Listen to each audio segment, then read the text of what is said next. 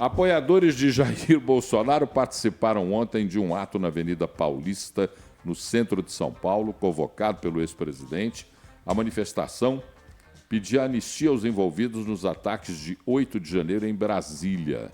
Essa foi a primeira mobilização da sua base de apoiadores, desde o ato que aconteceu em 6 de abril, também na Paulista. Os participantes esperavam usar o evento para contestar as acusações relacionadas ao caso do 8 de janeiro. O governador Romeu Zema participou do ato e, apesar da presença lá, ele não foi convocado a discursar e as falas do ato ficaram limitadas ao círculo mais próximo de Jair Bolsonaro. Antes de passar para vocês essa fala, pela primeira vez eu concordo com as avaliações de que havia um público diminuto na Paulista.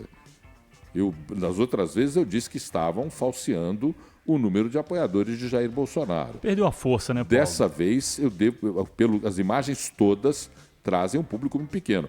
E comentando aqui a ausência, Claré, de Michele Bolsonaro e Nicolas Ferreira, que participavam ativamente de todos esses atos. O Nicolas foi padrinho de casamento de um grande amigo dele, então está justificado, né? Tá, mas a ausência de Michele Bolsonaro, que é cotada depois de Jair Bolsonaro como uma das mais fortes concorrentes a Lula. Mas, Paulo, assim, o que você esperava? Vamos ser honestos aqui. Já houve algumas manifestações. Aconteceu alguma coisa? Não aconteceu. Acho que a manifestação é importante no sentido de ver líderes juntos, como a gente viu ontem, Tarcísio, Romeu Zema, Bolsonaro juntos. A gente vê grandes líderes da direita, a direita que tem que vir com tudo e unida no ano que vem, em 2026, para extirpar de vez a esquerda lá de Brasília, ela está unida. Eu acho que essa manifestação foi muito mais para mostrar isso, e eu vejo como positivo nesse sentido, do que mostrar força de ir na rua. Quando o Figueiredo fala, perdeu força. Perdeu força por quê? Quer dizer, o que se busca com essas manifestações? A gente sabe que o Brasil hoje está nas mãos do STF, e o STF, quem que constitucionalmente pode tirar o STF é o Senado, e o Senado, infelizmente, não está fazendo nada. O Bolsonaro falou alguma coisa sobre me dê 50% do Congresso, vamos mudar o Brasil. Parece que ele está certo, concordo com ele totalmente. O Legislativo é que controla o Brasil. Então, ontem, à medida que passam essas manifestações, acho que as pessoas ficam assim, mas o que vai mudar aí na manifestação e tal? Mas teve a imagem da direita unida, isso eu achei muito importante. Eu acho, Paulo, assim, mas por que eu falo que perdeu força, né? Porque se o objetivo era falar sobre a anistia, perdeu muita força. Claramente perdeu muita força. Agora, se o objetivo é falar isso que o Claré comentou, faz uma reunião, não convoca uma manifestação na plena Paulista, né? Porque a Paulista, inclusive, virou indicador de tamanho de manifestação, né? Então, a quantidade de pessoas, tantos quarteirões e por aí vai. Então, eu acho que começa por aí um grande equívoco. Agora, na minha visão, mostra que realmente foi uma fala realmente para apoiadores e que a população, cada dia mais, reflete aquilo das pesquisas aonde você tem uma grande rejeição de um lado, uma grande rejeição do outro e no meio muitas pessoas não querendo nenhum nem o outro. É importante ressaltar que nessa manifestação da Paulista, o governador Tarcísio de Freitas fez um discurso muito encaminhado a eu sou presidenciável. E isso desgastou um pouco os apoiadores diretos de Bolsonaro. Eu converso com algumas pessoas ligadas a essa ala mais pesada, mais radical do bolsonarismo.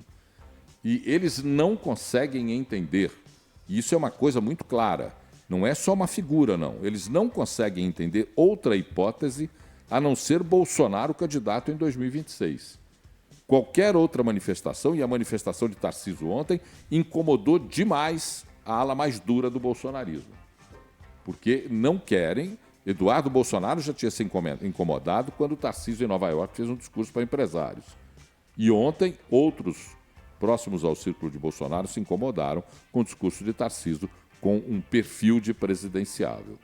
Então, a gente tem que ver que a própria direita também está desassentada. Muito embora nós já falamos aqui que mesmo a direita desassentada, ela tem mais força que a esquerda hoje para uma eleição. Porque a esquerda, sim, essa só tem um nome. A esquerda só tem um nome. A esquerda só tem o nome de Lula. Lula não permite que nenhum outro nome seja veiculado. Lula não quer, Lula tem um apego desesperado ao poder e não quer imaginar que um outro nome possa surgir no campo da esquerda. A esquerda, sim. A esquerda não tem nenhuma alternativa. A direita, você fala em 4 ou 5 nomes que podem surgir como presidenciáveis. Embora a gente saiba que ontem, no palanque da Paulista, algumas cartas foram jogadas indicando um movimento mais acentuado de Bolsonaro para uns e não para outros. Mas isso é conversa de bastidor. Mas aí, Paulo, aquilo que a gente falou semana passada, né? A direita, na minha visão, precisa o quanto antes ter este nome. Ela precisa estar unida, porque enquanto ficar aí com 5 nomes na mão e não decidir isso, o tempo está passando e você vai perdendo tempo para decidir realmente a construção daquilo que a população brasileira mais precisa, que é a construção de um projeto de país. Eu discordo de você nesse aspecto da direita e da esquerda, já discordamos aqui anteriormente, porque eu acho que a esquerda, hoje, a esquerda pulverizada, ela tem mais força para levar um segundo turno e derrotar Lula. Porque, eu repito, não tem... Você acha que eu estou aqui falando mal de Lula mais uma vez? Eu sei, tem gente dizendo isso aí. Se pegar esse site nosso aí de conversa, aí tem um monte de gente falando, tá lá, aquele bolsonarista, babá, né? Mas não é isso não, gente. Que outro nome a esquerda está apresentando há 1 ano e pouco da eleição?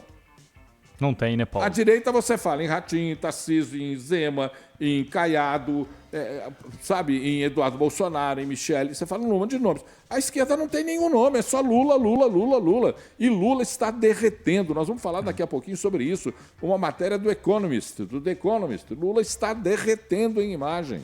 O governo Lula está sumindo pelo ralo.